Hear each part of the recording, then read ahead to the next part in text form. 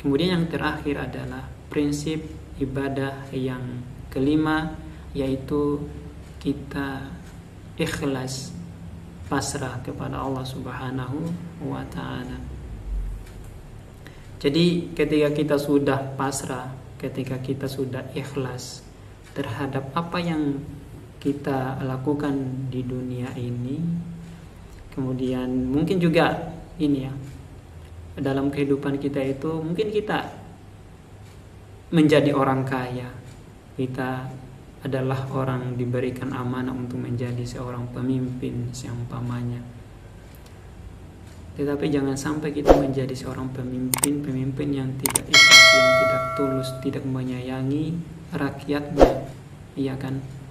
Kita juga diberikan kekayaan oleh Allah Subhanahu wa ta'ala. Jangan sampai ketika kita memberikan bantuan atau ketika ada orang yang meminta tolong kepada kita, meminta bantuan kepada kita, atau karena mungkin kita orang yang mampu dan mampu dalam segala hal seumpamanya kan, itu jangan sampai kita membantu mereka tidak ikhlas, membantu mereka dalam keadaan terpaksa, atau membantu mereka karena kita mengharapkan imbalan dan lain sebagainya.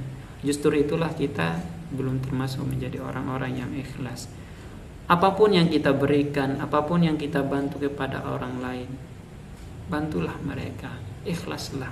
Kemudian dalam keadaan kita, apapun dalam keadaan kita, tentunya kita harus menerimanya dengan ikhlas, pasrah kepada Allah Subhanahu wa ta'ala. Jangan sampai kita juga menjadi orang-orang yang tadi itu, orang-orang yang berputus asa, orang-orang yang tidak menerima dan lain sebagainya, kita dihina dan dihujat dan lain sebagainya, tapi kita tidak bersabar, kemudian tidak bersyukur dan tidak ikhlas. Juga di situ juga dipertanyakan bagaimana terkait dengan akidah kita, ibadah kita kepada Allah Subhanahu wa ta'ala. Semuanya Allah sudah menuntun dengan baik, di mana diingatkan di dalam Al-Qur'an ya.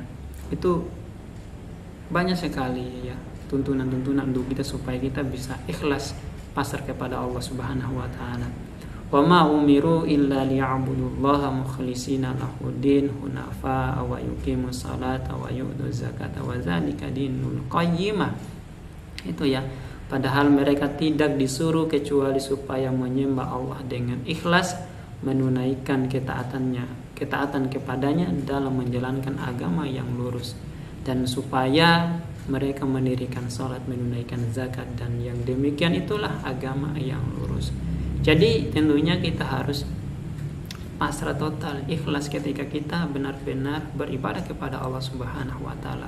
Insya Allah ya, ketika kita sudah ikhlas, insya Allah segala apapun kebutuhan kita hidup di dunia ini Allah berikan. Allah berikan. Tentunya juga kita niatnya baik, kemudian kita tidak pernah melanggar syariat-syariatnya Allah dalam aktivitas kehidupan kita di dunia ini, kemudian selalu bersabar dalam menghadapi segala tantangan, segala kesulitan, cobaan, hujatan dan lain sebagainya dalam diri kita, kita lakukan dengan bersabar. Kemudian kita selalu bersyukur ya, bersyukur atas segala nikmat yang Allah berikan kepada kita. Itulah ya. Kemudian setelah itu kita selalu ikhlas, pasrah kepada Allah apapun bentuknya ya, apa yang kita lakukan. Ketika kita lakukan dengan ikhlas, insya Allah Allah akan memberikan yang terbaik dalam kehidupan kita. Allah akan memenuhi segala kebutuhan kita di dunia ini.